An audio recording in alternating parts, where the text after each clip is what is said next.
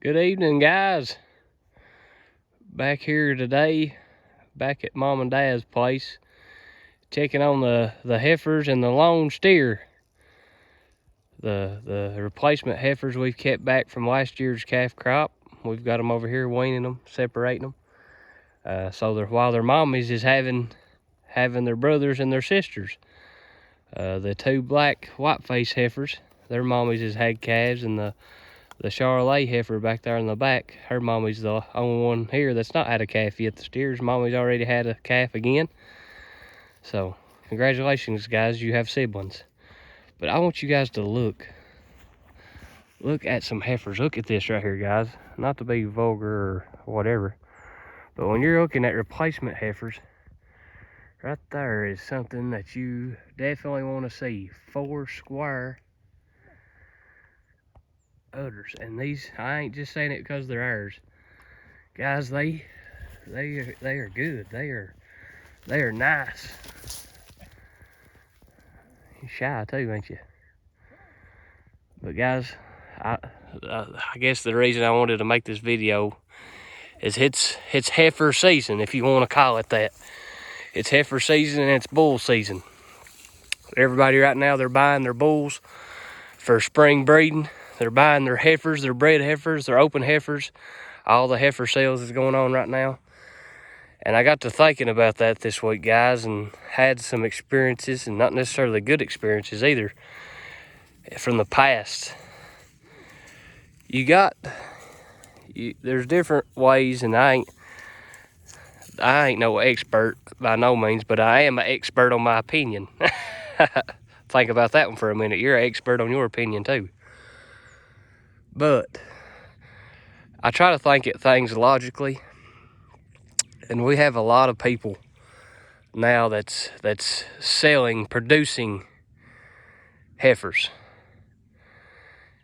A lot of people, unfortunately, and I say this so you can watch and do your homework if you're in the heifer buying business. Watch people, see how they operate.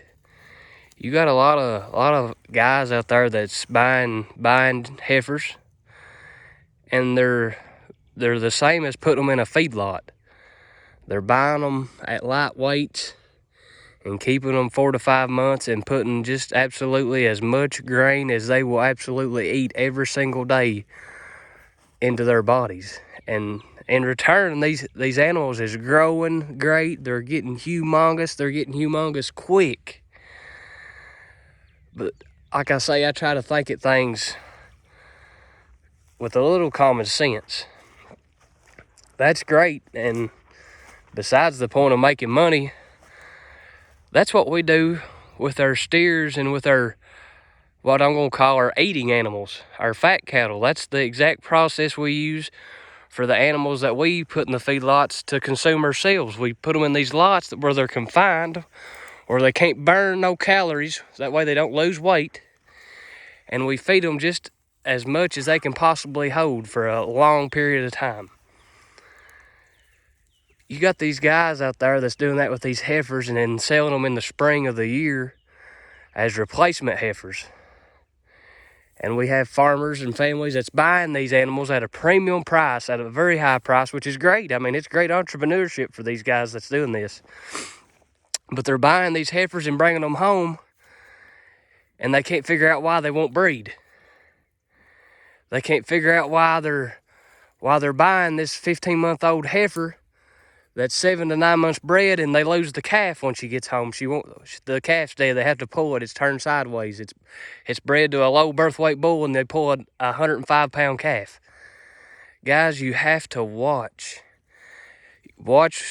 Do your homework. You're not going and buying a new pickup truck, I hope, without going and looking at some of the reviews on them. Do the same thing with your replacement heifers. Go to your local farmer. Don't just take it for granted that you're going to a big sale and that everybody does it the way that you would expect them to, because that ain't the case. Go to your local farmers. Go to your local neighbors. Go to your neighbor's house that keeps his own replacement heifers and see how he does it, because I can promise you he probably is not doing that. He's separating his heifers out into a field maybe like this and giving them very, very little grain and making them do it on grass. These heifers have had to get it all winter long on grass and hay and very, very little supplemental feeding. You think when they get of age and we turn them out, do you think that they're going to do better than a heifer that's been in a feedlot for the last 5 months that all she's had to do is walk up to the trough and eat? Absolutely, they're going to do better. That's why we're doing it this way, guys. Think logically when you're on the farm, guys. This is not, I don't believe it's hard stuff. It's not rocket science. Yeah, you can get into the science of all of it, but sometimes that's more harm than good. But something we just wanted to warn people about. Me and Junior have these discussions amongst ourselves pretty regular, and if something we say that you don't hardly agree with, you think it's a better way, that's fine. That's your opinion. And if it's logical, hey, we've been wrong before. But it's your farm, you do you. And I would say don't do that to heifers or you'll get butted one of these days.